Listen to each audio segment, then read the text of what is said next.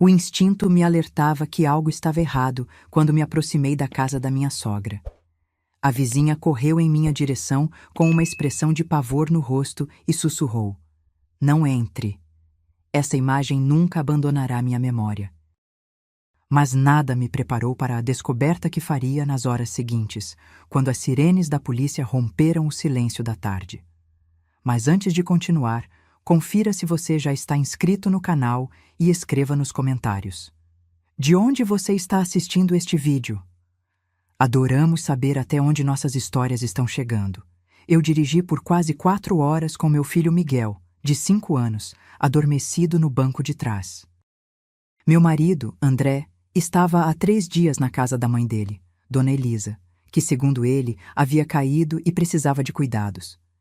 Decidi fazer uma surpresa, levando Miguel para alegrar a avó durante sua recuperação. As mensagens de André haviam sido escassas e estranhas. Um simples "mamãe ainda está de repouso" foi o último contato, seguido por 48 horas de um silêncio que fez meu estômago revirar de ansiedade.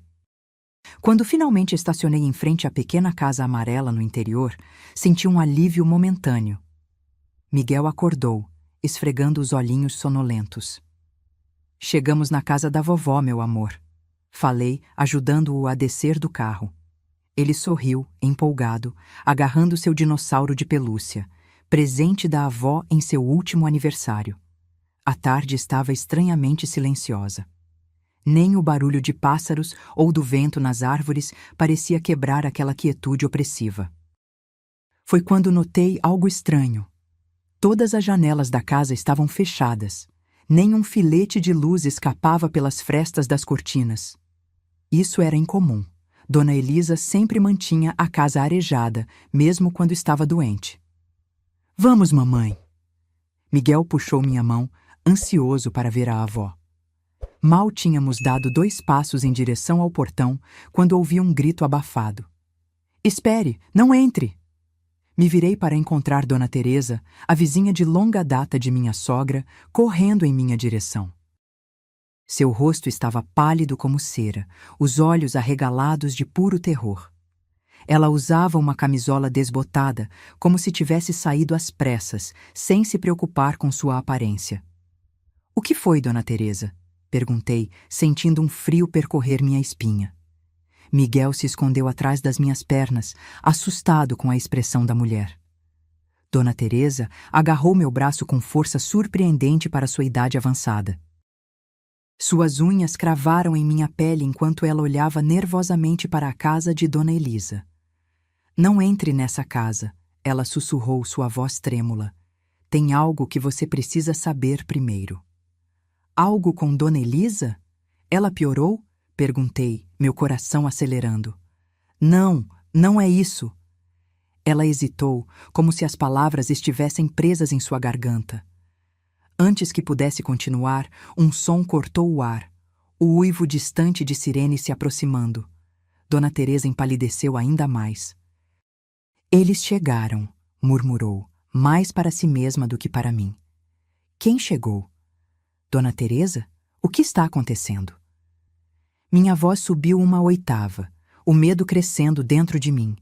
Miguel começou a chorar, agarrando-se à minha perna com força. Agachei-me e o abracei, tentando acalmá-lo enquanto minha própria mente girava com possibilidades cada vez mais sombrias. "Mamãe, estou com medo", ele soluçou contra meu ombro. "Está tudo bem, meu amor", menti, acariciando seus cabelos. "Está tudo bem." As sirenes ficaram mais altas até que 2 carros de polícia surgiram na curva da estrada, parando bruscamente à nossa frente.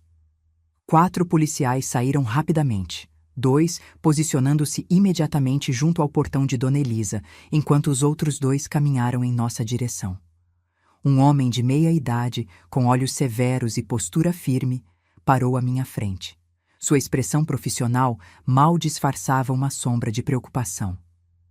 "Boa tarde." "Sou o delegado Ribeiro." Ele se apresentou, observando-me atentamente. "A senhora é..." "Helena", respondi automaticamente. "Helena Martins. Sou nora de Elisa Soares. Este é meu filho, Miguel." O delegado trocou um olhar com Dona Teresa, que assentiu levemente. Senhora Helena, podemos conversar? É melhor que seu filho fique com Dona Teresa por alguns minutos. Meu instinto maternal imediatamente se alarmou. Não, ele fica comigo. Por favor, me diga o que está acontecendo. Minha sogra está bem? Meu marido está aí dentro? O delegado respirou fundo, como se escolhesse cuidadosamente suas palavras. Senhora, precisamos verificar a casa primeiro. Por favor, fique aqui com seu filho. Ele fez um sinal para os outros policiais, que imediatamente se aproximaram da porta da frente. Um deles segurava algo em suas mãos. Percebi com horror que era uma arma. Por que vocês estão armados? Perguntei, minha voz saindo como um sussurro estrangulado. O delegado não respondeu. Em vez disso, fez outro gesto e, num movimento rápido e bem treinado, os policiais arrombaram a porta da frente. O estrondo foi ensurdecedor no silêncio da tarde. Miguel gritou, enterrando o rosto em meu peito. Eu o abracei com mais força, incapaz de desviar os olhos da porta agora escancarada. Os policiais entraram rapidamente, desaparecendo na penumbra da casa. O silêncio que se seguiu foi ainda mais aterrorizante que o barulho da porta sendo arrombada. Dona Teresa continuava segurando meu braço, como se temesse que eu corresse para dentro da casa. Ela tremia visivelmente agora. O que você viu, Dona Teresa? Perguntei, mal reconhecendo minha própria voz. Por favor, me diga. Ela engoliu em seco, olhando para o delegado como se pedisse permissão. Ele assentiu levemente. Anteontem, ela começou, sua voz quase inaudível. Vi André chegar. Estava limpando minha varanda quando o carro dele parou, mas ele não estava sozinho. Senti meu sangue gelar nas veias. Não estava sozinho, repeti mecanicamente. Havia uma mulher com ele, continuou Dona Teresa. Jovem, bonita, cabelo pintado de vermelho, mas ela parecia assustada, Helena. Muito assustada. O mundo começou a girar ao meu redor. Uma mulher. André, com outra mulher na casa de sua mãe. Minha mente lutava para processar a informação. Talvez fosse uma médica, sugeri fracamente. Ou uma enfermeira para cuidar de Dona Elisa. Dona Teresa balançou a cabeça tristemente. Não, querida. A forma como ele a tratou, ele a arrastou para dentro de casa. Ela resistiu. Parecia não querer entrar. Uma náusea começou a subir pela minha garganta. E depois, durante a noite, Dona Teresa continuou, sua voz agora mais firme, como se, tendo começado, precisasse terminar o relato horrível. Ouvi barulhos, vidro quebrando, um grito abafado de mulher, e depois, silêncio. Minhas pernas fraquejaram. Se não fosse por Miguel em meus braços, talvez tivesse caído ali mesmo. E ontem de manhã, ela continuou, bem cedo, vi André colocando algo no porta-malas do carro. Algo grande e pesado, uma mala enorme, preta. Ele teve dificuldade para empurrá-la para dentro. O ar pareceu sumir dos meus pulmões. A implicação do que Dona Teresa estava descrevendo era terrível demais para ser contemplada. Antes que pudesse responder, um dos policiais saiu da casa e aproximou-se do delegado. Ele falou algo em voz baixa, que não conseguia ouvir. O delegado assentiu, seu rosto endurecendo ainda mais. Ele se virou para mim. Senhora Helena, a casa está vazia. Vazia? Repeti confusa. Como assim vazia? Meu marido disse que estava cuidando da mãe dele aqui. Eles devem estar em algum lugar. O delegado balançou a cabeça. Verificamos todos os cômodos. Não há ninguém. E... Ele hesitou brevemente. Encontramos algo que a senhora precisa ver. Foi nesse momento que percebi. Nada em minha vida seria como antes. Havia um abismo se abrindo sob meus pés e eu estava prestes a cair. Deixe Miguel com Dona Teresa, insistiu o delegado. Não é algo que uma criança deva ver. Olhei para meu filho, seu rostinho ainda marcado pelo choro, e para Dona Teresa, que apesar do próprio medo, estendia as mãos para ele. Respirei fundo. Miguel, fique um pouquinho com a Dona Teresa, tá bom? Mamãe vai ver o que está acontecendo com a vovó e já volta. Não quero, mamãe, ele choramingou, agarrando-se mais forte a mim. Só um minutinho, filho. Prometo. Beijei sua testa, tentando manter a voz firme. Dona Teresa vai te mostrar os gatinhos do quintal dela. Você gosta de gatinhos, lembra? Relutante, Miguel aceitou ir com Dona Teresa, que o levou para sua casa do outro lado da rua, murmurando palavras de conforto que eu não conseguia mais oferecer. Com passos vacilantes, segui o delegado até a casa. A porta arrombada revelava um interior escuro e silencioso. Cruzar aquela soleira foi como entrar em outro mundo, um mundo onde a realidade que eu conhecia já não existia. O cheiro foi a primeira coisa que notei. Um odor químico forte, como produto de limpeza usado em excesso. Debaixo dele, algo mais sutil e perturbador que não consegui identificar. A sala estava em ordem, exceto por um vaso quebrado em um canto. As cortinas estavam fechadas, mergulhando o ambiente em uma penumbra opressiva.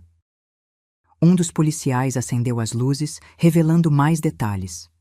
Por aqui, disse o delegado, guiando-me pelo corredor até o quarto de hóspedes. Quando entrei, meu estômago se contraiu. O quarto estava imaculado, arrumado demais, como se tivesse sido limpo obsessivamente. A cama estava perfeitamente feita, sem um único vinco no lençol. Um policial agachado perto da cama iluminava o chão com uma lanterna especial. Sob a luz, manchas invisíveis a olho nu apareciam no piso de cerâmica. O que é isso? Perguntei, embora parte de mim já soubesse a resposta. Sangue, respondeu o delegado simplesmente. Alguém tentou limpar, mas não é tão fácil quanto parece. Encostei-me na parede, sentindo minhas pernas fraquejarem. Encontramos cacos de vidro também, provavelmente de uma garrafa ou um objeto pesado, continuou ele. E há mais.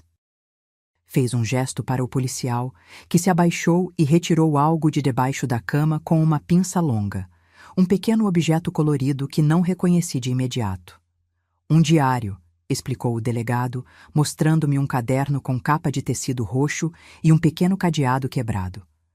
Com o nome Vanessa na primeira página. Vanessa. O nome ecoou em minha mente como um sino fúnebre. Posso ver? Perguntei, estendendo a mão trêmula. O delegado hesitou, depois entregou-me o diário, observando minha reação. Abri nas últimas páginas escritas. A letra era arredondada, quase infantil. Conseguimos 5 milhões. André disse que vamos para o exterior assim que esfriar. Mal posso acreditar que deu certo. Nosso plano funcionou melhor do que esperávamos. Virei a página, meu coração batendo tão forte que achei que poderia romper meu peito. Algo está errado. André está diferente. Ouvi-o falando ao telefone sobre uma passagem. Só uma passagem. Vou confrontá-lo amanhã. A última entrada era apenas algumas linhas rabiscadas apressadamente. Ele mentiu. Encontrei o passaporte dele com uma passagem só no nome dele. Confrontei-o e vi seu rosto mudar. Nunca vi aqueles olhos tão frios. Disse que eu nunca sairia desta casa. Ele pegou meu frasco de perfume e... A frase terminava abruptamente com um risco longo, como se a caneta tivesse sido arrancada da mão da escritora. Deixei o diário cair, minhas mãos tremendo incontrolavelmente agora. 5 milhões, murmurei. Do que ela está falando? O delegado suspirou. Senhora Helena, temos razões para acreditar que seu marido está envolvido em um grande esquema de fraude. Uma denúncia anônima nos chegou há alguns dias, mas não tínhamos provas suficientes para agir. Agora, ele gesticulou para o quarto ao nosso redor. Temos um caso muito mais grave em mãos. Fraudador, traidor, assassino. As palavras dançavam em minha mente, recusando-se a se conectar com a imagem do homem que eu havia amado por 7 anos, o pai do meu filho. E Dona Elisa? Perguntei subitamente. Onde está minha sogra? Ela está bem? Estamos tentando localizar Dona Elisa, respondeu o delegado. Mas baseado no que encontramos aqui, E no relato de Dona Teresa, suspeitamos que seu marido possa ter... Não, interrompi, minha voz mais firme do que esperava. Dona Elisa e André são muito próximos. Ele nunca a machucaria. Nesse momento, meu telefone tocou, fazendo-me pular de susto. Olhei para a tela. Era um número internacional. Com as mãos tremendo, atendi e coloquei no viva-voz a pedido do delegado. Alô? Minha voz saiu fraca. Helena! Helena! Graças a Deus! A voz de Dona Elisa soou desesperada do outro lado. Você está bem? E Miguel? Dona Elisa? Exclamei, confusa. Onde a senhora está? Estou em Lisboa. André me comprou essa viagem como presente surpresa. Disse que eu merecia férias, que ele cuidaria da casa. Sua voz quebrou. Helena, ele me ligou hoje cedo dizendo que você e Miguel foram sequestrados. Disse que os sequestradores estavam exigindo dinheiro, que eu precisava transferir tudo para uma conta que ele me enviou. O chão pareceu desaparecer sob meus pés. A elaboração do plano de André me deixou atônita. Ele havia enviado a própria mãe para fora do país para usar a casa dela, e agora tentava extorquí-la usando uma mentira sobre o sequestro de sua nora e neto. Dona Elisa, disse o delegado, tomando o telefone. Sou o delegado Ribeiro da Polícia Civil. A senhora está falando do Brasil? Sim, respondeu ela confusa. O que está acontecendo? Onde está André? Senhora, por favor, não transfira nenhum dinheiro. Sua nora e seu neto estão seguros conosco. Não houve sequestro, mas seu filho... Ele hesitou. Seu filho está sendo procurado por fraude e possivelmente por crimes mais graves. O choro de Dona Elisa do outro lado da linha era de partir o coração. Entre soluços, ela confirmou o que o delegado suspeitava. André havia convencido-a a sair do país, alegando que era um presente especial. Ele até insistiu que ela partisse alguns dias antes, dizendo que tinha assuntos urgentes para resolver e não queria deixá-la sozinha. Enquanto o delegado continuava falando com Dona Elisa, meus olhos vagaram pelo quarto até parar em algo sob a cama. Um pequeno objeto brilhante que os policiais ainda não haviam notado. Agachei-me e o peguei. Era um pingente de ouro em forma de coração. Dentro, havia uma pequena foto de André e uma mulher ruiva, sorrindo intimamente. Virei o pingente e vi uma inscrição na parte de trás. Para sempre, vi-a. Aquilo foi demais. A sala começou a girar ao meu redor. Meu estômago se revoltou e corri para o banheiro, onde vomitei violentamente. Meu corpo expelia fisicamente a verdade que minha mente ainda lutava para aceitar. Quando voltei, trêmula e pálida, o delegado havia terminado a ligação com Dona Elisa. Entreguei-lhe o pingente sem dizer uma palavra. Ele o examinou e assentiu gravemente. Senhora Helena, disse ele, precisamos da sua ajuda. Seu marido está fugindo, mas ainda não deve estar longe, e ele precisa do dinheiro da mãe dele para completar seu plano. O que quer que eu faça? Perguntei, a voz rouca. Vamos atraí-lo de volta, e a senhora será nossa isca. A sala de Dona Teresa se transformou em um improvisado centro de operações. Enquanto Miguel dormia no quarto, exausto pelo choro, eu sentava entre policiais e equipamentos de comunicação, tentando entender como minha vida tinha desmoronado tão completamente em apenas algumas horas. O plano é simples, explicou o delegado Ribeiro. Dona Elisa vai ligar para André dizendo que não consegue fazer a transferência internacional porque o banco está pedindo uma confirmação presencial por motivos de segurança. Ele não vai acreditar nisso, objetei, conhecendo a inteligência de André. Vai sim, garantiu o delegado. É um procedimento padrão para transferências de valores altos para contas desconhecidas. Vamos dizer que o banco pode providenciar um saque especial através de um representante aqui no Brasil. E onde entra a parte da isca? Perguntei, sentindo um frio na barriga. O delegado me olhou diretamente nos olhos. André não sabe que a senhora está aqui. Ele pensa que está tudo sob controle. A mãe dele em Portugal, acreditando na história do sequestro, a amante, ele hesitou. Eliminada. e a senhora em casa, sem suspeitar de nada. Quando marcarmos o encontro com o falso representante do banco, estaremos todos posicionados para prendê-lo. Assenti lentamente, embora meu corpo inteiro protestasse contra a ideia de enfrentar o homem que, até poucas horas atrás, era meu marido amado, e agora se revelara um monstro. E se ele não vier? Ele virá, afirmou o delegado com certeza. Estamos falando de 5 milhões de reais. É dinheiro demais para deixar para trás. 5 milhões. A quantia mencionada no diário de Vanessa. De onde vinha tanto dinheiro? Como André conseguira isso?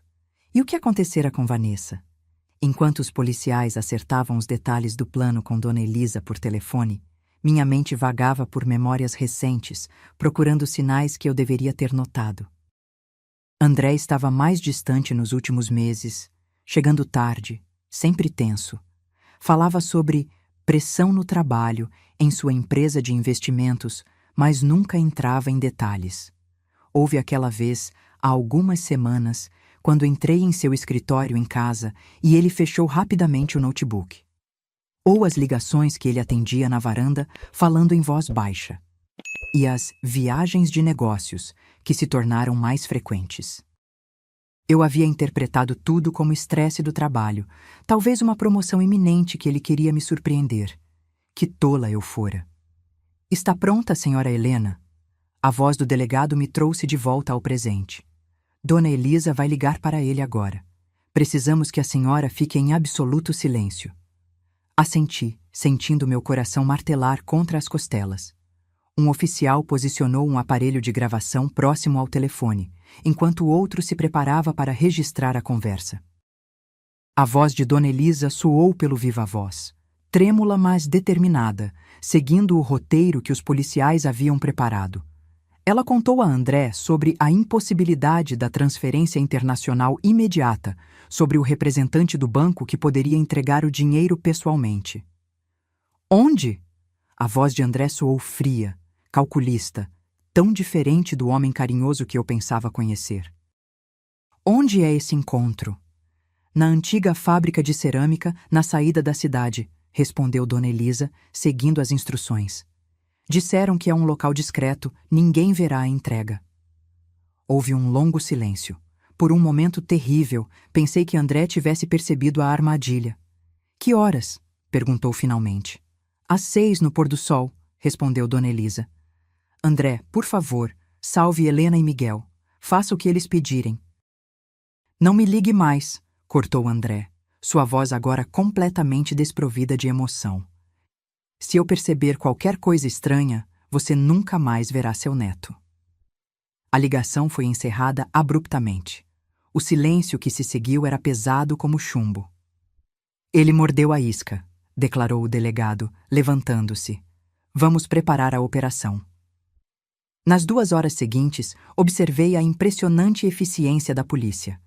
Viaturas disfarçadas posicionaram-se estrategicamente ao redor da fábrica abandonada. Policiais à paisana inspecionaram cada entrada, saída e possível esconderijo. Um policial foi designado para atuar como o falso representante do banco, com uma maleta contendo algumas notas reais cobrindo maços de papel. Quero ir também, declarei quando os preparativos estavam quase concluídos. O delegado me olhou como se eu tivesse perdido o juízo. De jeito nenhum. É muito perigoso. Não vou interferir, prometi. Ficarei na viatura, longe da ação. Mas preciso ver isso com meus próprios olhos. Preciso ver o rosto dele quando for preso. O delegado hesitou, estudando minha expressão determinada. A senhora tem certeza? Não será um espetáculo agradável. Tenho. Preciso disso para seguir em frente, para acreditar que isso é real. Após alguns momentos de deliberação, ele concordou relutantemente.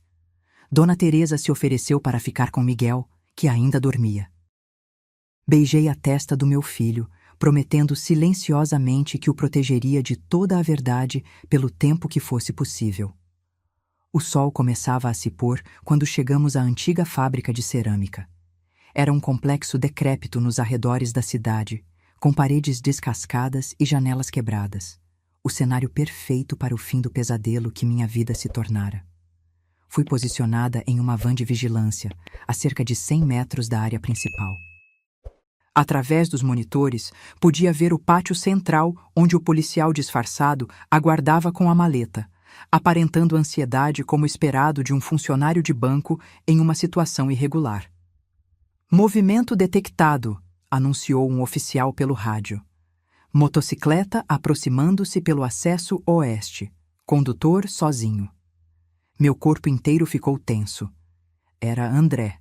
Tinha que ser. O delegado, sentado ao meu lado, apertou o botão do rádio. Todas as unidades em posição. Ninguém se move até meu comando. Nos monitores, vi uma figura em uma motocicleta surgir nas sombras do lado oposto do pátio. O condutor usava um capacete que cobria completamente seu rosto e uma jaqueta de couro. Parou a uma distância segura, observando. É ele, sussurrei, reconhecendo a postura de André mesmo à distância. Durante longos minutos, ele apenas observou o policial disfarçado, que agora olhava para o relógio repetidamente, demonstrando impaciência. Finalmente, André desceu da moto e caminhou lentamente em direção ao centro do pátio. Sua mão direita permanecia dentro do bolso da jaqueta, provavelmente segurando uma arma. Você trouxe o dinheiro? A voz de André, captada pelos microfones escondidos, soou metálica e distante através do capacete. Sim, está tudo aqui, respondeu o policial. Mas primeiro preciso ver os reféns. André riu. Um som frio e sem humor que me fez tremer. Não está em posição de negociar. Abra a maleta agora ou não sai vivo daqui. Agora! Ordenou o delegado pelo rádio. Em segundos, holofotes potentes iluminaram o pátio de todos os ângulos, transformando a noite em dia. Dezenas de policiais armados emergiram de seus esconderijos, cercando André. Polícia Federal! Parado! Mãos na cabeça! O que aconteceu a seguir foi tão rápido que mal pude processar. André não levantou as mãos.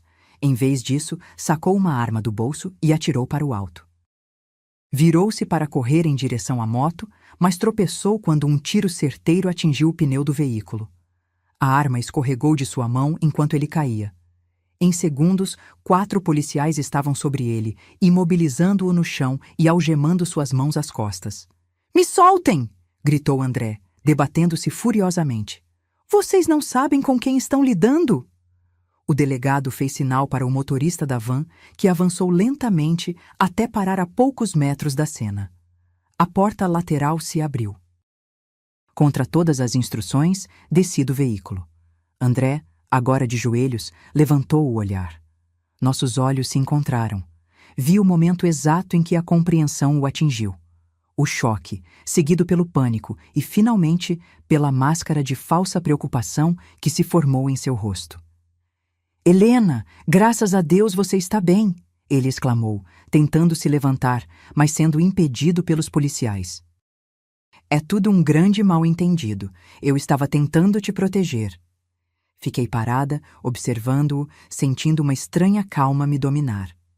Este homem, que eu havia amado com cada fibra do meu ser, agora me parecia um completo estranho. Acabou, André, disse simplesmente. Seu jogo acabou. A máscara caiu instantaneamente. Seu rosto se contorceu em uma expressão de puro ódio.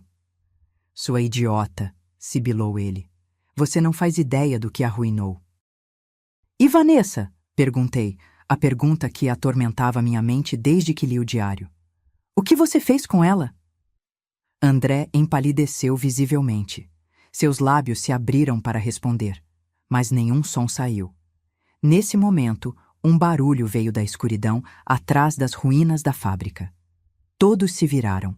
Uma figura cambaleava em direção ao círculo de luz. Uma mulher com roupas rasgadas e sujas, um braço precariamente enfaixado com um tecido manchado de sangue, o rosto inchado de hematomas. Seu cabelo vermelho, agora opaco e emaranhado, ainda era reconhecível sob a sujeira. Vanessa, murmurei, atônita. A mulher parou na borda do círculo de luz, oscilando levemente. Seu olhar estava fixo em André, uma mistura de terror e fúria em seus olhos inchados. Você não conseguiu me matar, disse ela, a voz rouca, mas firme. Não sou tão fácil de eliminar. André parecia ter visto um fantasma. Todo o sangue fugiu de seu rosto. Isso é impossível, murmurou. Eu vi você. Eu te... Me bateu com um frasco de perfume e me deixou para morrer? Vanessa completou. Sim, você fez isso, mas só conseguiu me nocautear. 2 policiais correram para amparar Vanessa, que parecia prestes a desmaiar. O delegado Ribeiro aproximou-se dela. Senhora, precisa de atendimento médico urgente. Não antes de contar tudo, insistiu ela, seus olhos nunca deixando André. Ele roubou 5 milhões em um esquema de investimentos fraudulentos. Nós éramos sócios. Eu atraía os clientes. Ele administrava o dinheiro. Ela engoliu em seco, visivelmente lutando contra a dor. Mas ele ficou ganancioso. Queria tudo para ele. Olhei para André, agora completamente derrotado no chão, e não reconheci nada do homem que havia compartilhado minha cama por 7 anos. Quando descobri que ele havia reservado apenas uma passagem para o exterior e transferido todo o dinheiro para uma conta pessoal, confrontei-o, continuou Vanessa. Foi quando ele perdeu o controle. E como você sobreviveu? Perguntou o delegado. Quando acordei, estava sozinha. Minha cabeça sangrava, mas consegui me arrastar para fora da casa. Estava fraca demais para ir longe. Me escondi no celeiro abandonado atrás da propriedade, esperando recuperar forças para buscar ajuda. Sua voz falhou. Então, hoje, ouvi as sirenes e vi toda a movimentação. Soube que era minha chance. Enquanto Vanessa era levada para uma ambulância que acabara de chegar, não consegui desviar os olhos de André. Ele mantinha o olhar fixo no chão, os ombros caídos em derrota total. André, chamei, aproximando-me lentamente. Ele ergueu a cabeça, seus olhos encontrando os meus. Não havia mais raiva ali, apenas um vazio perturbador. Por quê?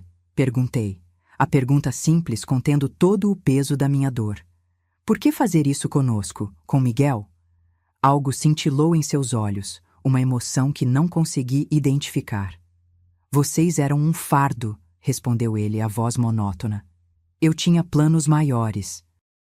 Uma vida diferente. Cada palavra era como uma faca em meu coração. E Vanessa, era ela a vida que você queria? Um sorriso amargo distorceu seus lábios. Vanessa era útil, até deixar de ser. Naquele momento, entendi completamente a extensão do monstro que habitava sob a pele do homem que eu amava. André nunca tinha amado ninguém, nem a mim, nem a Vanessa, nem mesmo a própria mãe. Éramos todos peças em seu jogo. Dei um passo para trás, sentindo uma estranha sensação de libertação. Acabou, André. Tudo acabou. Os policiais o levantaram, conduzindo-o para a viatura. Ele não olhou para trás nenhuma vez. No caminho de volta à casa de Dona Teresa, o delegado Ribeiro me explicou mais sobre o esquema de André. Ele e Vanessa haviam criado uma empresa de investimentos fictícia, prometendo retornos astronômicos. Atraíram dezenas de investidores, muitos deles pessoas ricas que não queriam declarar o dinheiro ao fisco. Era um esquema perfeito. As vítimas não podiam denunciar sem revelar suas próprias fraudes fiscais. Mas André ficou ganancioso.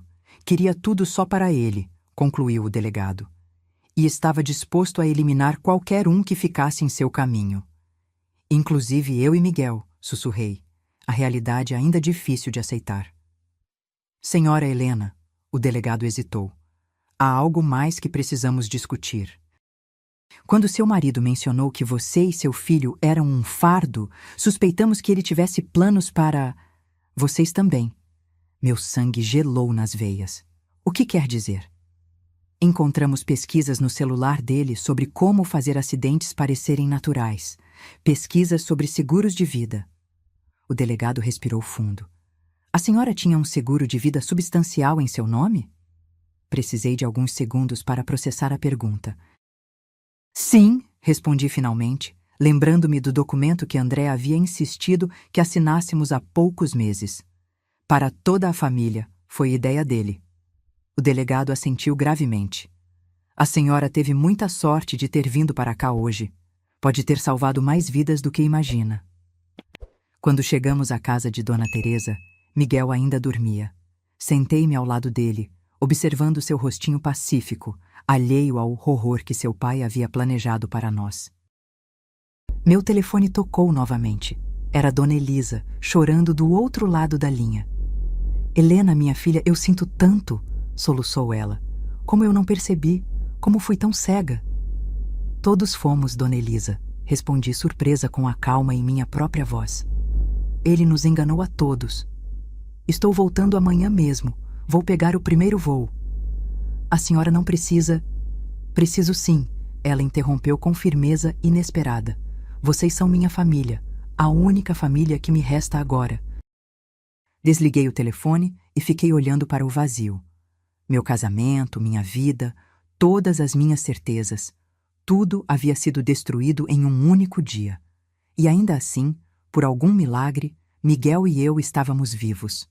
Tínhamos sido salvos por um simples ato de amor, minha decisão de fazer uma surpresa à família. Mamãe? A voz sonolenta de Miguel me trouxe de volta ao presente. Ele se sentou na cama, esfregando os olhos.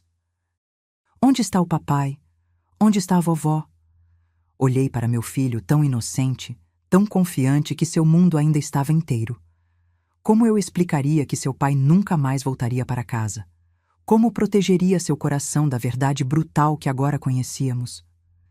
Papai teve que viajar, meu amor, respondi, escolhendo cuidadosamente as palavras.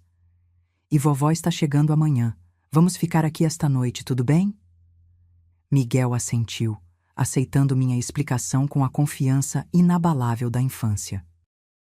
Enquanto o abraçava, jurei a mim mesma que, não importava o que acontecesse, protegeria essa inocência pelo tempo que fosse possível. Na manhã seguinte, os jornais estampavam a notícia. Empresário é preso por fraude milionária e tentativa de homicídio. A foto de André, algemado e sendo conduzido à delegacia, estampava a primeira página. Não deixe que o Miguel veja isso, pediu Dona Teresa, recolhendo rapidamente o jornal. Miguel brincava no quintal, perseguindo os gatos de Dona Teresa, sua risada cristalina um estranho contraponto ao horror dos últimos dias. Sentada na varanda, observando meu filho brincar, tentei organizar meus pensamentos sobre o futuro. Nosso apartamento na cidade agora parecia contaminado. Cada canto guardava memórias de uma vida que descobri ser uma completa mentira. Vocês podem ficar comigo pelo tempo que precisarem, ofereceu Dona Teresa, sentando-se ao meu lado. Minha casa é pequena, mas tem espaço suficiente. Obrigada, mas não queremos incomodar, respondi. Quando Dona Elisa chegar, vamos decidir o que fazer. Sabe o que me intriga? Dona Teresa disse após um momento de silêncio. Vanessa, por que ela não fugiu da propriedade, mesmo ferida? Havia casas perto, ela poderia ter pedido ajuda. A pergunta me pegou de surpresa. Era verdade. Por que Vanessa tinha ficado escondida no celeiro por quase 2 dias, em vez de buscar ajuda imediatamente? Talvez estivesse com medo, sugeri. Ou talvez ela também tivesse seus próprios segredos, completou Dona Teresa com uma sabedoria que vinha da idade e da experiência. Naquela tarde, o delegado Ribeiro apareceu com notícias. André havia sido formalmente indiciado por fraude e tentativa de homicídio. As investigações sobre a empresa de investimentos revelavam um esquema ainda maior do que imaginavam inicialmente. E Vanessa? Perguntei. Como ela está? Estável, respondeu ele. Mas há complicações no caso dela. Que tipo de complicações? O delegado hesitou. Ela não era apenas cúmplice nas fraudes. Parece que ela tinha conexões com uma organização criminosa maior. O dinheiro que André e ela coletaram não era apenas para eles. Havia outros envolvidos. Pessoas perigosas. Um novo medo se instalou em meu peito. Estamos em perigo? Miguel e eu? Não creio, respondeu o delegado, mas notei uma sombra de preocupação em seus olhos. André está preso. Vanessa está sob custódia hospitalar. Mas por precaução, manteremos uma viatura na vizinhança por alguns dias. Depois que ele saiu, fiquei pensando em quão profundo era o buraco em que André havia se metido. Não era apenas um golpe isolado, mas parte de algo maior e mais sinistro. E eu, vivendo ao lado dele, completamente alheia a tudo. Naquela noite, depois de colocar Miguel para dormir, sentei-me na pequena varanda de Dona Teresa, observando as estrelas. O mundo continuava girando, indiferente ao meu coração partido e à minha vida despedaçada. Como reconstruir a partir daqui? Murmurei para a noite silenciosa. 3 dias se passaram como um borrão confuso. Dona Elisa chegou de Portugal, envelhecida 10 anos pelo peso da traição do filho. Ficamos todos na casa de Dona Teresa, tentando encontrar algum sentido no caos que nossas vidas haviam se tornado. Vendi a casa na aldeia, anunciou Dona Elisa na 3ª manhã, enquanto tomávamos café na varanda. Não posso mais viver lá. Cada canto me lembraria dele. Para onde a senhora vai? Perguntei, segurando sua mão enrugada. Ainda não sei, respondeu ela, com um suspiro cansado. Talvez um apartamento pequeno na cidade. Preciso recomeçar. Miguel entrou correndo, segurando um gatinho nos braços. Vovó, olha o que eu encontrei, exclamou ele, o rostinho iluminado pela alegria inocente. Dona Elisa sorriu, a primeira vez desde sua chegada. Ela abraçou o neto com força, como se tentasse absorver um pouco daquela pureza infantil. Que lindo, meu amor. Como você vai chamá-lo? Valente, declarou Miguel, porque ele não tem medo de nada. Troquei um olhar com Dona Elisa. Valente. Era o que todos nós precisávamos ser agora. Mais tarde naquele dia, o delegado Ribeiro nos visitou novamente. Seu rosto estava mais grave do que nunca. Precisamos conversar, disse ele, depois que Miguel saiu para brincar no quintal. Surgiram complicações. Sentamos na pequena sala de estar, um nó de apreensão formando-se em meu estômago. Vanessa falou, começou o delegado. Revelou tudo sobre a operação. Era muito maior do que imaginávamos. André não estava apenas fraudando investidores comuns. Ele havia desviado dinheiro de uma facção criminosa que usava a empresa deles para lavar dinheiro. Dona Elisa levou a mão à boca, sufocando um soluço. E eles sabem disso? Perguntei, o medo crescendo em meu peito. Sabem, confirmou o delegado. Interceptamos comunicações. Eles estão procurando pelo dinheiro. E por qualquer pessoa que possa saber onde está. A implicação pairou no ar como uma nuvem venenosa. Nós? Sussurrou Dona Elisa. É uma possibilidade que não podemos descartar, respondeu o delegado com seriedade. André escondeu 5 milhões de reais. Eles vão querer recuperar esse dinheiro e podem pensar que vocês sabem onde está. Mas não sabemos, exclamei. Não sabíamos de nada. Eu acredito em vocês, disse o delegado. Mas eles podem não acreditar. Por isso, estamos oferecendo proteção policial. Por quanto tempo? Perguntei, a realidade da situação começando a se assentar. Não posso precisar, admitiu ele. Estamos trabalhando para desmantelar toda a rede, mas isso pode levar tempo. E se... Hesitei, a ideia formando-se lentamente em minha mente. E se encontrássemos o dinheiro antes deles? Poderíamos usá-lo como barganha, devolvê-lo. O delegado me olhou com uma mistura de surpresa e admiração. É uma ideia interessante, mas extremamente perigosa. Além disso, onde começaríamos a procurar? Fechei os olhos, forçando minha mente a voltar ao início de tudo. As peças do quebra-cabeça estavam ali, espalhadas, esperando para serem encaixadas. André mandou Dona Elisa para Portugal. Comecei lentamente. Usou a casa dela para seus planos. Matou, ou tentou matar, Vanessa aqui. Preparou uma mala grande. A mala, exclamou Dona Teresa, que estava silenciosa até então. Lembro-me dela. Grande, pesada, preta. Ele teve dificuldade para colocá-la no porta-malas. O que havia nessa mala? Perguntei, mais para mim mesma do que para os outros. Vanessa? Não, ela estava viva, escondida no celeiro. Então o que era tão pesado? O dinheiro, sugeriu o delegado. 5 milhões em espécie seria extremamente pesado. Mas para onde ele levaria? Perguntou Dona Elisa. André nunca foi muito ligado a lugares. Não tinha um local especial, um esconderijo. Um lampejo de memória atravessou minha mente. Espere, havia um lugar. Uma vez, no início do nosso relacionamento, André me levou a uma cabana em uma propriedade rural que pertencia ao pai dele. Disse que passava os verões ali quando criança.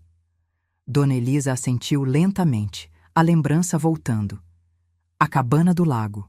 Pertencia ao meu falecido marido. André adorava aquele lugar quando pequeno. Mas está abandonada há anos. Ninguém vai lá. Um esconderijo perfeito, concluiu o delegado, levantando-se rapidamente. Preciso da localização exata.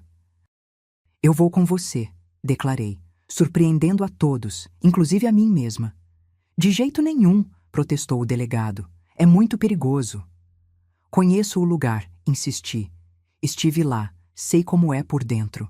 Além disso, André pode ter escondido o dinheiro de um jeito que só alguém íntimo dele pensaria em procurar. O delegado me observou por um longo momento, avaliando minha determinação. Dona Elisa e Miguel ficarão aqui, com proteção policial. Ele decidiu finalmente. A senhora vem comigo, mas vai seguir minhas instruções à risca. Entendido? Assenti, sentindo uma estranha mistura de medo e resolução. Era hora de enfrentar o último mistério de André, de colocar um ponto final nesse pesadelo. Depois de explicar a Miguel que eu precisava resolver alguns assuntos e voltaria logo, parti com o delegado e 2 policiais à paisana. A cabana ficava a cerca de 2 horas de carro, em uma área isolada próxima a um pequeno lago. A estrada de terra que conduzia à propriedade estava praticamente tomada pelo mato, indicando que ninguém passava por ali havia muito tempo. Quando finalmente chegamos, o sol já se punha, lançando sombras alongadas pela vegetação densa. A cabana estava lá, exatamente como eu me lembrava, uma construção rústica de madeira escura, com uma varanda que dava para o lago. Parecia pacífica, quase idílica, um estranho contraste com o propósito sinistro de nossa visita. Fiquem alertas, instruiu o delegado aos oficiais. Não sabemos se ele deixou alguém vigiando o lugar. Aproximamo-nos com cautela. A porta estava trancada, mas uma das janelas laterais estava entreaberta. Um dos policiais a forçou facilmente, permitindo nossa entrada. O interior da cabana estava empoeirado e abandonado, exatamente como esperávamos. Móveis cobertos por lençóis, teias de aranha nos cantos, o cheiro característico de um lugar fechado por muito tempo. Não parece que alguém esteve aqui recentemente, comentou um dos policiais, iluminando os cantos com sua lanterna. Vamos procurar mesmo assim, ordenou o delegado. Cada centímetro. Durante a hora seguinte, revistamos metodicamente a pequena cabana. Afastamos móveis, levantamos tábuas do assoalho, batemos nas paredes procurando esconderijos. Nada. Eu estava quase perdendo a esperança quando notei algo. O barco, murmurei, aproximando-me da janela que dava para o lago. O quê? Perguntou o delegado juntando-se a mim. Aquele pequeno barco atracado no pier, apontei. Não estava lá da última vez que viemos. Era um pier vazio. O delegado estreitou os olhos, observando o barco simples de madeira que balançava suavemente nas águas escuras do lago. Tem certeza? Absoluta. André disse que o barco do pai dele havia afundado anos antes e que nunca o substituíram. Trocamos um olhar de entendimento. Rapidamente, saímos da cabana em direção ao pier. O barco estava amarrado com um nó simples, como se tivesse sido deixado ali às pressas. Um dos policiais pulou para dentro dele, examinando-o cuidadosamente. Não há nada aqui, declarou após alguns minutos. Não dentro do barco, disse eu, uma ideia surgindo em minha mente. Debaixo dele. O delegado compreendeu imediatamente. Ele pode ter afundado algo no lago. Precisamos de mergulhadores. Enquanto esperávamos pelo reforço solicitado pelo delegado, fiquei observando as águas escuras do lago, pensando em como André havia planejado cada detalhe. Ele provavelmente pretendia voltar aqui depois de receber o dinheiro da mãe, recuperar os 5 milhões escondidos e desaparecer para sempre. Os mergulhadores chegaram ao anoitecer, equipados com lanternas potentes. Desceram nas águas do lago, guiados pelas coordenadas aproximadas de onde o barco estava atracado. 20 minutos depois, um deles emergiu segurando algo. "Encontramos", anunciou, erguendo uma pequena caixa à prova d'água. O delegado pegou a caixa, colocando-a sobre o pier. Todos nos reunimos em volta, tensos de expectativa. Quando ele a abriu, um suspiro coletivo escapou de nossas gargantas. Não era dinheiro, era uma unidade externa de computador lacrada hermeticamente, e um telefone celular também protegido contra a água. "O que é isso?" perguntei, confusa. O delegado examinou os itens cuidadosamente. "Informação", respondeu ele, "possivelmente mais valiosa que o dinheiro em si." Mais tarde, na delegacia, descobrimos exatamente o que André havia escondido. O disco rígido continha detalhes completos de toda a operação de lavagem de dinheiro: nomes, contas, datas, valores. O celular guardava conversas comprometedoras com membros da organização criminosa. "Era o seguro dele", explicou o delegado. "Se algo desse errado, ele tinha como negociar sua liberdade." "E o dinheiro?" perguntei. "Onde estão os 5 milhões?" O delegado sorriu levemente. "O dinheiro nunca existiu, pelo menos não da forma como pensávamos.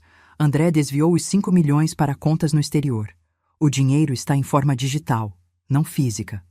Então, a mala pesada provavelmente continha equipamentos que ele usou para fazer as transferências e depois se livrou. Ou talvez fosse apenas roupas e pertences pessoais para sua fuga." Senti-me estranhamente vazia. Toda essa busca, todo esse medo, e no final, o dinheiro era apenas números em uma tela, bits e bytes flutuando no éter digital. "O que acontece agora?" perguntei.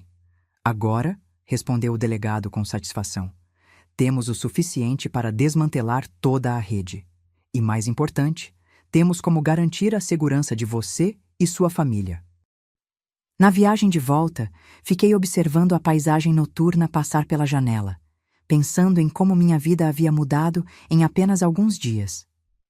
O homem que eu achava conhecer havia se revelado um completo estranho. Todo o nosso casamento, todo o nosso amor, tinha sido uma construção elaborada, uma fachada para esconder a escuridão que habitava dentro dele. "Vai ficar tudo bem", disse o delegado, notando minha expressão perdida. "Vocês estão seguros agora." Assente em silêncio, desejando poder acreditar nisso completamente. Mas algo dentro de mim havia mudado para sempre. A confiança que eu depositava nas pessoas, a crença na bondade humana, tudo isso havia sido abalado até o núcleo. Enquanto o carro avançava pela estrada escura, fiz uma promessa silenciosa a mim mesma. A partir daquele momento, minha vida seria dedicada a proteger Miguel e a reconstruir algo novo das cinzas do que André havia destruído. Não seria fácil, mas eu encontraria forças para seguir em frente, porque, ao contrário de André, eu tinha algo pelo que viver que ia além de mim mesma. Eu tinha Miguel, e por ele eu seria forte.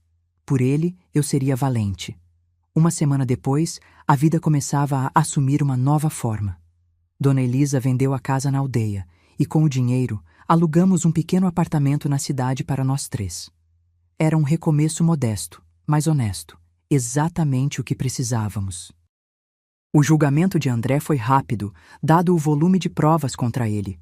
As informações do disco rígido e do celular encontrados no lago não apenas o incriminaram completamente, mas também levaram à prisão de dezenas de membros da organização criminosa. Em uma ironia do destino, o plano de contingência de André acabou sendo sua maior condenação. 20 anos de prisão, sem possibilidade de liberdade condicional nos primeiros 10, informou o delegado Ribeiro quando veio nos visitar. Ele não vai incomodá-los por muito tempo. E Vanessa? Perguntei, ainda intrigada pela mulher que havia sido tanto vítima quanto cúmplice. 5 anos, com possibilidade de redução para 3 por colaboração. Ela era parte do esquema, mas também estava sendo manipulada por André. E quase pagou com a vida. Assenti, sentindo uma estranha empatia por Vanessa. Ambas havíamos sido enganadas pelo mesmo homem, embora de maneiras diferentes. "Como vocês estão se adaptando?" perguntou o delegado, observando o apartamento simples mas acolhedor que estávamos montando. "Dia após dia", respondi honestamente. "Miguel pergunta pelo pai constantemente. Disse a ele que André teve que fazer uma viagem muito longa. Não sei por quanto tempo essa explicação será suficiente." "Crianças são mais resilientes do que imaginamos", comentou ele, "e têm uma incrível capacidade de sentir quando estão seguras e amadas." "Espero que sim", murmurei, olhando pela janela onde Miguel brincava no pequeno pátio com os outros moradores do prédio. O delegado se despediu, prometendo manter contato e verificar nosso bem-estar periodicamente. Ele se tornara uma presença constante em nossas vidas, uma âncora de segurança em tempos turbulentos. Depois que ele saiu, sentei-me na varanda improvisada, apenas 2 cadeiras e uma mesinha no corredor externo do apartamento, e fiquei observando a vida continuar ao meu redor. Pessoas indo e vindo, carregando compras, conversando, vivendo suas vidas normais, como eu havia feito antes que tudo desmoronasse. "Posso me juntar a você?" perguntou Dona Elisa, trazendo 2 xícaras de chá. "Claro", respondi, indicando a cadeira vazia ao meu lado. Ficamos em silêncio por algum tempo, apenas observando o pôr do sol colorir o céu com tons de laranja e rosa. Havia um conforto nesse silêncio compartilhado, na compreensão mútua de 2 mulheres que haviam sido traídas pela mesma pessoa. "Sabe o que me mantém acordada à noite?" perguntou Dona Elisa finalmente, sua voz baixa e cansada. "Pergunto-me onde errei, o que eu poderia ter feito diferente para que André não se tornasse isso." Virei-me para olhá-la, uma mulher que havia dedicado a vida ao filho, que o havia criado sozinha após a morte precoce do marido. Que agora carregava não apenas a dor da traição, mas também o peso injusto da culpa. "Dona Elisa", disse suavemente pegando sua mão, "a senhora não errou. Algumas pessoas simplesmente escolhem o caminho errado, independentemente de quanto amor receberam." Ela apertou minha mão, lágrimas silenciosas correndo por seu rosto enrugado. "Tenho tanto medo", confessou. "Medo que Miguel um dia descubra a verdade e a escuridão que corre no sangue do pai afete-o também." "Não vai afetar", afirmei com uma convicção que surpreendeu a nós 2, porque estaremos aqui para guiá-lo, para mostrar a ele que nossas escolhas definem quem somos, não nosso sangue. Naquela noite, depois que Miguel adormeceu, sentei-me na cama que agora era só minha e peguei a aliança que ainda usava por inércia. Girei-a entre os dedos, observando como a luz refletia no metal que um dia simbolizou promessas eternas. Com um movimento decidido, tirei-a do dedo e guardei-a em uma pequena caixa. Não a joguei fora, não por apego sentimental, mas como um lembrete do que eu havia sobrevivido, das mentiras que eu havia desvendado, da força que descobri em mim mesma quando tudo o mais falhou. Os dias foram se transformando em semanas, e as semanas em meses. Encontrei um emprego como assistente administrativa em um escritório de advocacia, ironicamente, o mesmo que havia conduzido o processo contra André. Talvez fosse a maneira do universo de oferecer uma pequena compensação. Miguel começou a frequentar uma escola nova, onde ninguém conhecia sua história. Ele se adaptou com a facilidade invejável da infância, fazendo amigos, aprendendo, crescendo. Às vezes, ainda perguntava pelo pai, mas com menos frequência a cada dia que passava. Dona Elisa floresceu de maneiras surpreendentes. Ela se voluntariou em um centro comunitário local, ensinando crochê e tricô para senhoras aposentadas. O brilho voltou gradualmente aos seus olhos, um brilho diferente, mais sereno, nascido não da inocência, mas da superação. Quanto a mim, aprendi a viver um dia de cada vez.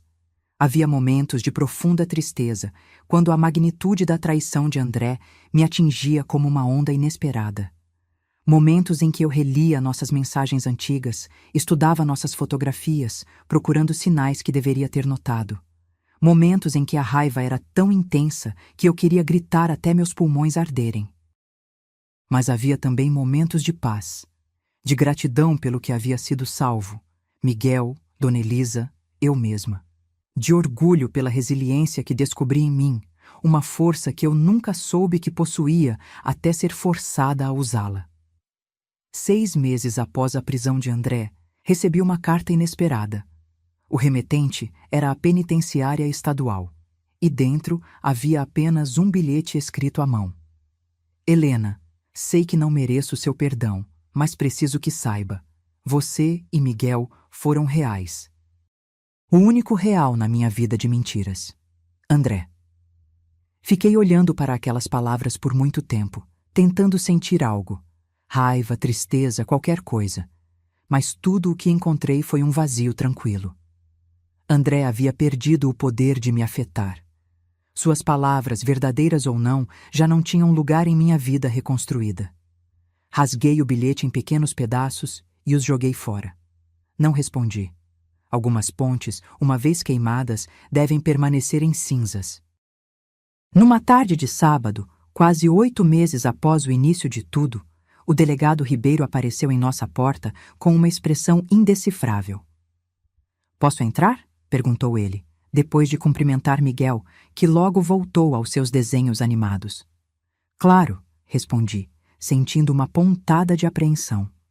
"Aconteceu algo?" Dona Elisa se juntou a nós na pequena sala, seu rosto refletindo minha preocupação. O delegado sentou-se, claramente escolhendo as palavras com cuidado. "Recebi notícias sobre Vanessa", começou ele. "Ela foi encontrada morta em sua cela esta manhã." A notícia me atingiu como um soco no estômago. "Como?" sussurrei. "Oficialmente, suicídio. Enforcou-se com lençóis." "E extraoficialmente?" perguntou Dona Elisa, sempre perspicaz. O delegado suspirou. "Temos razões para acreditar que foi um assassinato disfarçado de suicídio. A organização criminosa tinha tentáculos longos, inclusive dentro do sistema prisional. Vanessa sabia demais." Fechei os olhos, sentindo uma onda de náusea. Mais uma vida destruída na teia de mentiras de André. "André está seguro?" perguntei, surpreendendo a mim mesma com a pergunta. Não era por preocupação com seu bem-estar, mas pelo que ele ainda poderia revelar se algo lhe acontecesse. "Transferimos ele para uma unidade de segurança máxima", respondeu o delegado. "Mas vim hoje por outro motivo." Ele colocou uma pasta sobre a mesa. "Durante a investigação após a morte de Vanessa, descobrimos algo que vocês têm o direito de saber. André tinha um seguro de vida no valor de R$1 milhão. Os beneficiários são você e Miguel." Encarei a pasta como se fosse uma serpente venenosa. "Não quero esse dinheiro", declarei imediatamente. "Não quero nada que venha dele." "Eu entendo sua reação", disse o delegado calmamente. "Mas pense no Miguel. Esse dinheiro poderia garantir sua educação, seu futuro." Olhei para meu filho, absorto em seus desenhos, alheio à conversa dos adultos. Tão inocente, tão cheio de possibilidades. "Vou pensar", concedi finalmente. "Mas se aceitarmos, será apenas para Miguel, em uma conta que ele só poderá acessar quando for adulto." O delegado assentiu, satisfeito. "Há mais uma coisa", continuou ele hesitante. "Durante a investigação das finanças de André, encontramos indícios de que ele possuía outro imóvel, registrado sob um nome falso." "Outro imóvel?" repetiu Dona Elisa, surpresa. "Onde?" "Uma casa de praia, no litoral norte, bastante isolada e bem equipada. Acreditamos que seria seu esconderijo final depois que conseguisse o dinheiro da senhora Elisa." Tentei imaginar André vivendo sozinho naquela casa de praia, desfrutando dos milhões roubados enquanto eu e Miguel pensávamos que ele estava morto. A frieza do plano ainda me chocava, mesmo depois de tudo que descobrimos. "O que vai acontecer com essa casa?" perguntei. foi confiscada como parte dos bens para ressarcir as vítimas da fraude. Mas antes de ser leiloada, achamos que vocês talvez quisessem verificar se há algo pessoal por lá.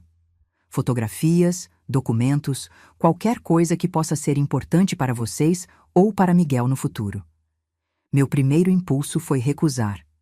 Por que me expor a mais um aspecto da vida dupla de André? Mas algo me deteve. A mesma necessidade de encerramento que me levara à cabana do lago. Eu vou, decidi. Sozinha.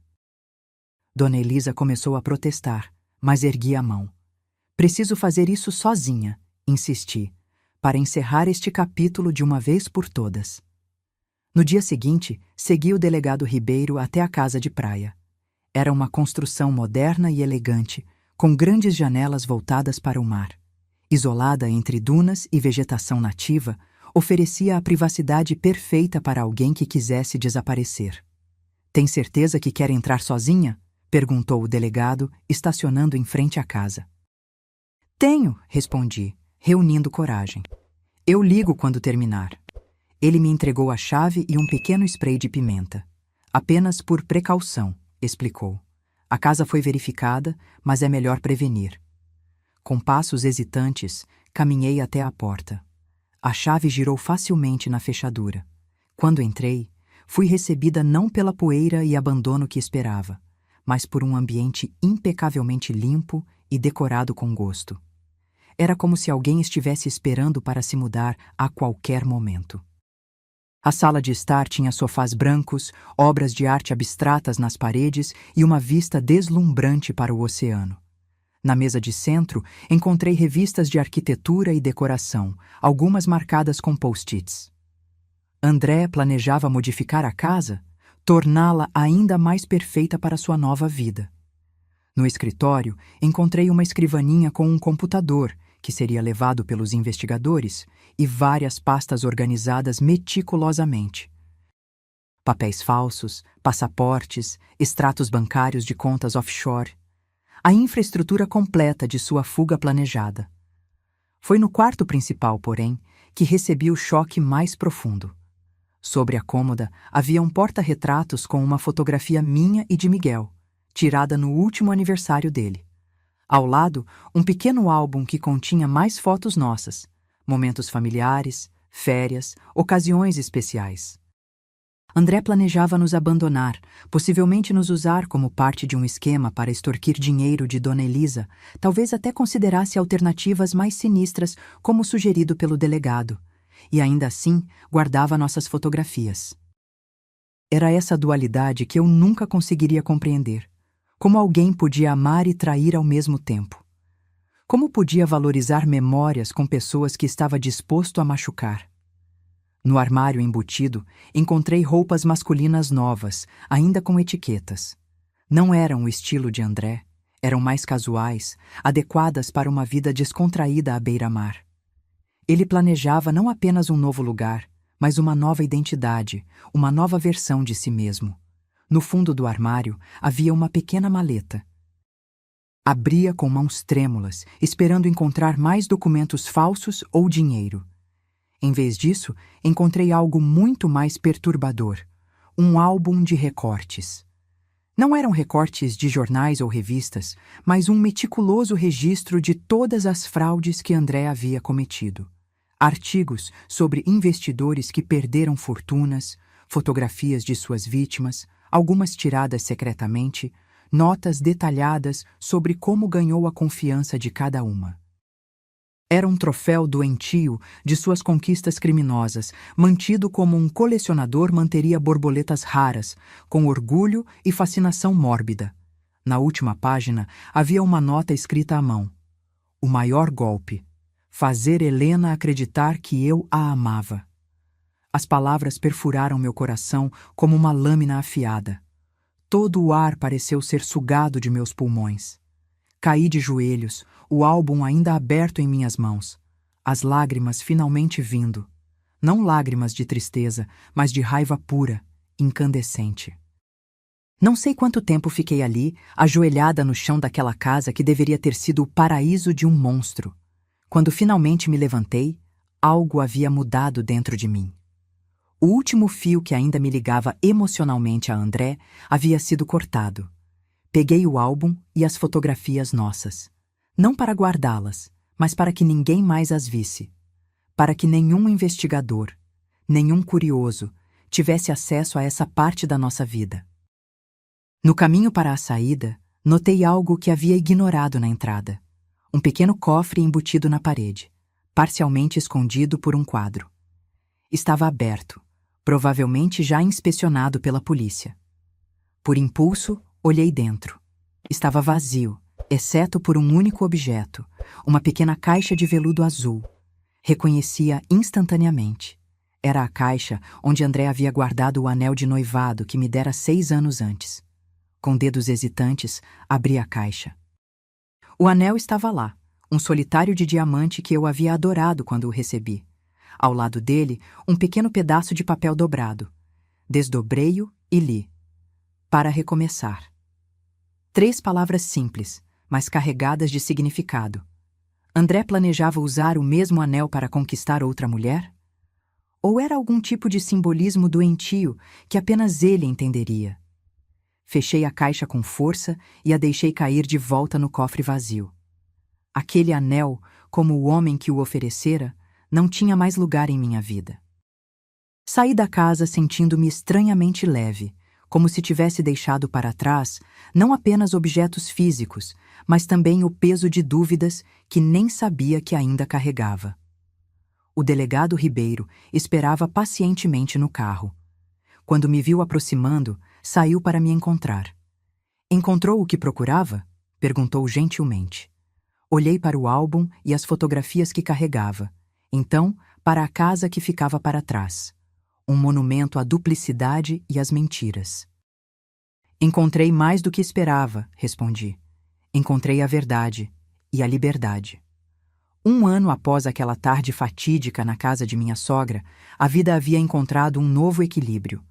Aceitei o dinheiro do seguro de vida de André, mas como planejado, coloquei-o em uma conta fiduciária para Miguel, acessível apenas quando ele completasse 21 anos. Nosso pequeno apartamento tornou-se um lar acolhedor. Dona Elisa, Miguel e eu formamos uma unidade familiar pouco convencional, mas sólida, baseada em amor verdadeiro e honestidade, tudo o que faltara em meu casamento com André. O nome dele raramente era mencionado em nossa casa. Para Miguel, continuávamos com a história de que seu pai estava em uma viagem muito longa. Eventualmente, quando ele fosse mais velho, eu contaria a verdade, ou pelo menos uma versão dela que não destruísse completamente a imagem que ele tinha do pai. Meu trabalho no escritório de advocacia prosperava. De assistente administrativa, fui promovida a secretária executiva e havia começado um curso noturno de direito. Talvez fosse minha forma de buscar justiça, de garantir que outros não passassem pelo que passei. Numa tarde de sábado, enquanto fazíamos um piquenique num parque próximo, recebi uma ligação do delegado Ribeiro. Ele ainda mantinha contato, tornando-se quase um amigo da família ao longo do tempo. Helena, boas notícias, disse ele assim que atendi. O último dos cúmplices da organização criminosa foi preso ontem. O caso está oficialmente encerrado. Uma onda de alívio percorreu meu corpo. Era como se o último nó de uma corda que me prendia ao passado tivesse sido finalmente desatado. Obrigada por avisar, respondi, observando Miguel brincar alegremente com outros meninos no parquinho. Significa muito para nós. Tem mais uma coisa, continuou o delegado, sua voz assumindo um tom mais pessoal. Estou me aposentando no próximo mês. Vão fazer uma pequena festa de despedida. Gostaria que você e sua família viessem. A palavra família me pegou de surpresa. Era isso que éramos agora. Eu, Miguel e Dona Elisa. Uma família reconstruída das cinzas da traição. Ficaremos honrados em ir, respondi sinceramente. Depois de desligar, fiquei observando o céu azul, sentindo uma paz que não experimentava há muito tempo. O pesadelo havia acabado oficialmente. Era hora de abraçar completamente o futuro. Naquela noite, enquanto colocava Miguel para dormir, ele me fez a pergunta que eu temia. Mamãe, o papai nunca mais vai voltar? Seus grandes olhos castanhos me encaravam com uma mistura de curiosidade e tristeza. Sentei-me na beirada de sua cama, escolhendo as palavras com cuidado. Miguel, comecei suavemente. Algumas vezes, as pessoas tomam caminhos na vida que as levam para longe daqueles que amam. Não porque não amem, mas porque fizeram escolhas diferentes. Não era toda a verdade, mas também não era uma mentira completa. Como um herói em uma missão secreta? Perguntou ele, sua mente de criança transformando minha explicação vaga em algo que pudesse compreender. Sorri tristemente.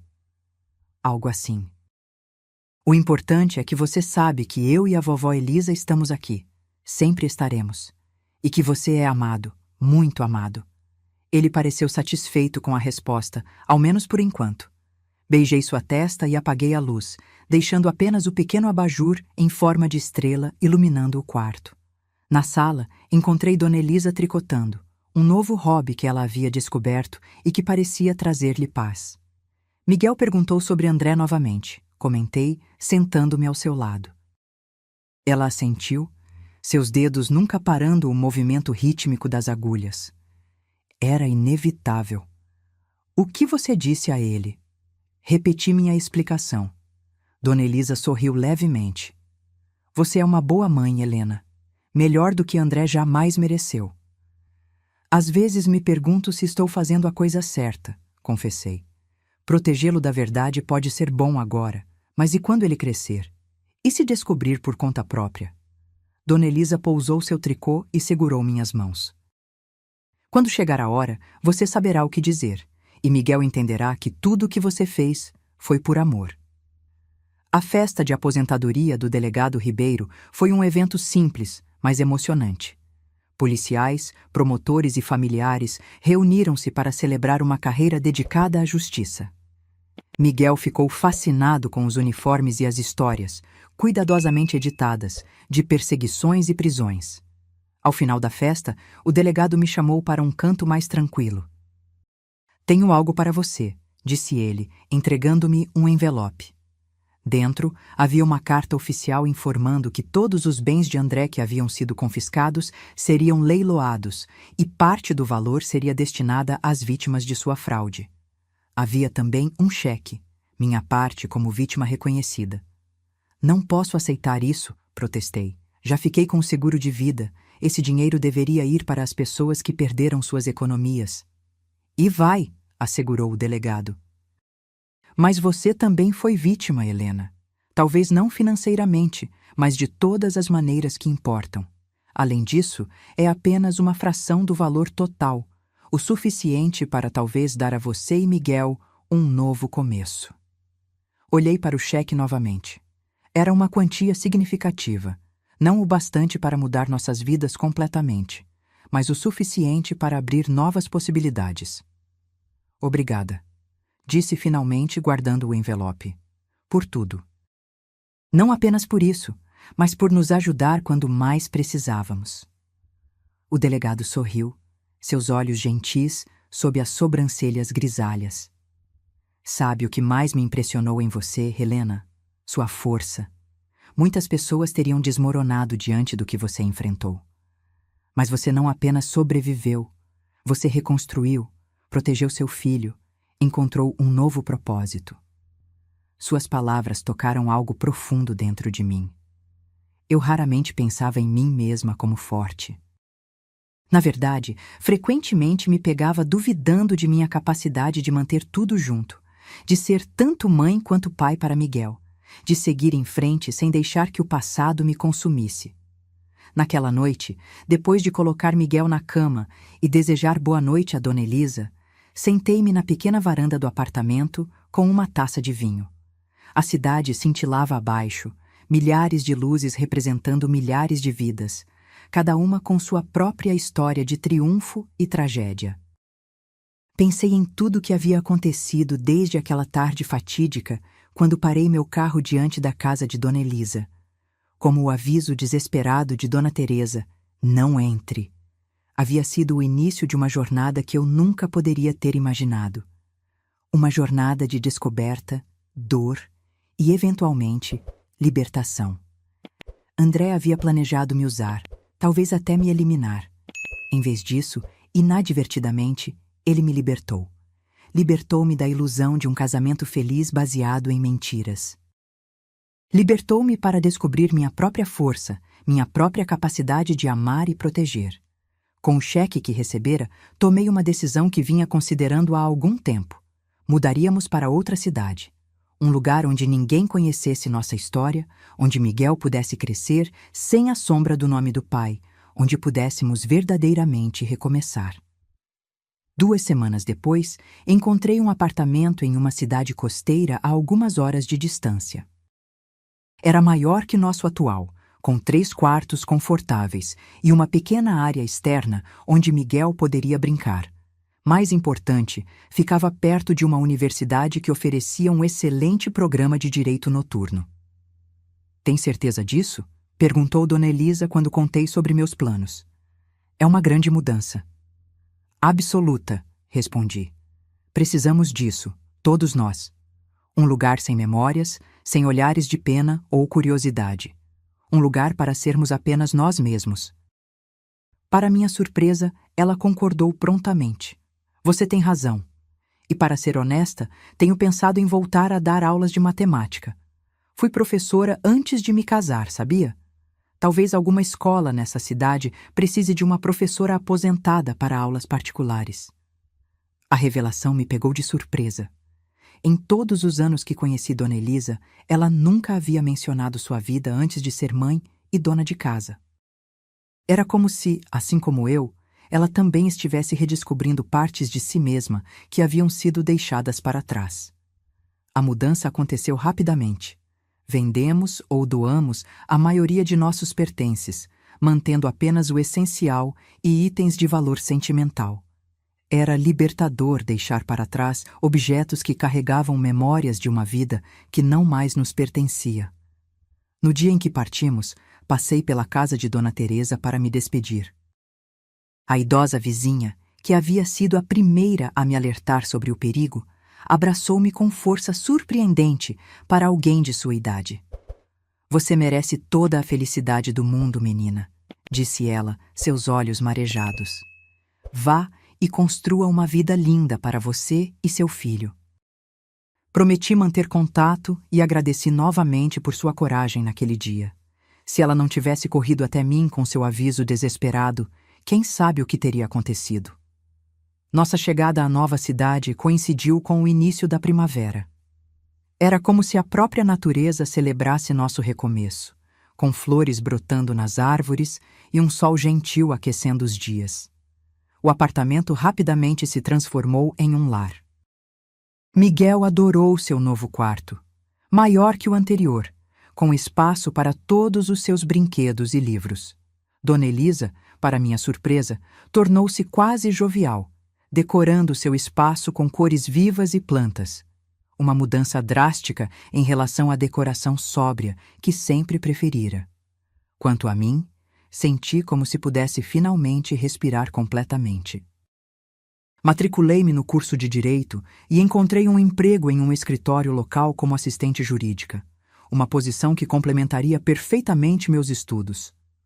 Numa tarde de domingo, cerca de um mês após a mudança, estávamos todos na praia próxima ao nosso apartamento. Miguel construía castelos de areia com a concentração intensa típica das crianças, enquanto Dona Elisa e eu observávamos, confortavelmente instaladas em cadeiras de praia. "Olhe para ele", comentou Dona Elisa, indicando Miguel com um movimento de cabeça. "Tão feliz, tão despreocupado."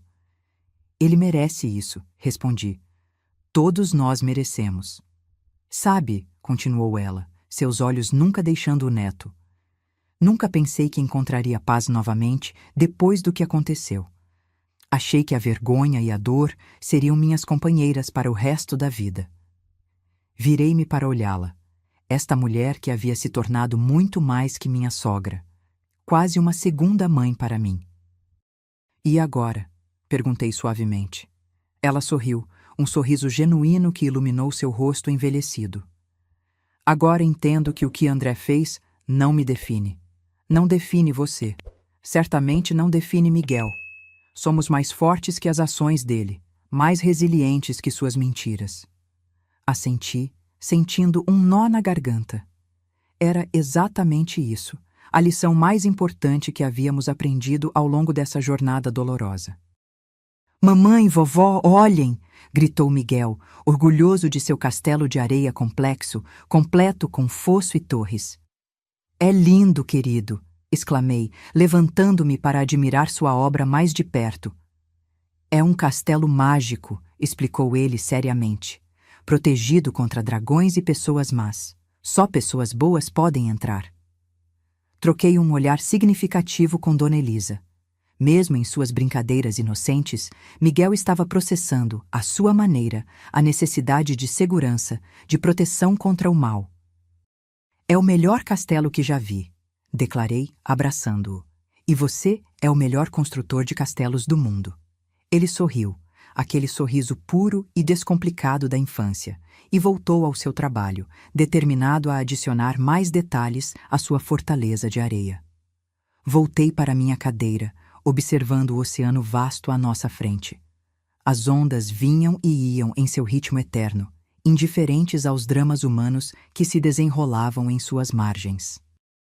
Havia algo reconfortante nessa constância, nessa lembrança de que o mundo continua, não importa quão profundamente nossas vidas pessoais sejam abaladas. Você acha que um dia seremos completamente livres dele? Perguntei a Dona Elisa, minha voz quase um sussurro. Ela considerou a pergunta por um longo momento. Acho que já somos, respondeu finalmente. No momento em que decidimos não deixar que as ações dele determinassem nosso futuro, conquistamos nossa liberdade. Olhei novamente para Miguel, tão absorto em sua criação, tão cheio de possibilidades. Para Dona Elisa, encontrando uma nova versão de si mesma na terceira idade. Para mim mesma, redescoberta através do fogo da adversidade. Talvez Dona Elisa estivesse certa.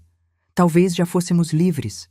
Não porque havíamos esquecido ou porque a dor havia desaparecido completamente. Algumas cicatrizes nunca desaparecem totalmente. Mas porque havíamos escolhido a vida em vez da amargura, o futuro em vez do passado, o amor em vez do medo. O sol começava a se pôr no horizonte, pintando o céu com cores espetaculares. Era hora de recolher nossas coisas, voltar para casa, preparar o jantar, continuar com a rotina pacífica que havíamos construído tão cuidadosamente. Enquanto Miguel desmanchava relutantemente seu castelo de areia, ele estará aqui amanhã, mamãe? A maré não vai levar? Pensei em todas as pessoas que haviam feito parte dessa jornada. Dona Teresa, com seu aviso que salvou nossas vidas. O delegado Ribeiro, com sua dedicação incansável à justiça. Até mesmo Vanessa, vítima e cúmplice, cuja vida havia sido ceifada prematuramente. E sim, André, o homem que eu havia amado, que havia me traído da pior maneira possível, mas que, inadvertidamente, havia me dado a oportunidade de descobrir uma força que eu nunca soube que possuía. Estamos prontos, mamãe, anunciou Miguel, segurando seus baldinhos e pás. Sim, respondi, sorrindo para meu filho e para Dona Elisa. Estamos prontos. Prontos para seguir em frente, para abraçar esta nova vida que havíamos criado para nós mesmos. Prontos para ser a família que sempre deveríamos ter sido. Imperfeita, talvez, mas baseada em amor verdadeiro e honestidade.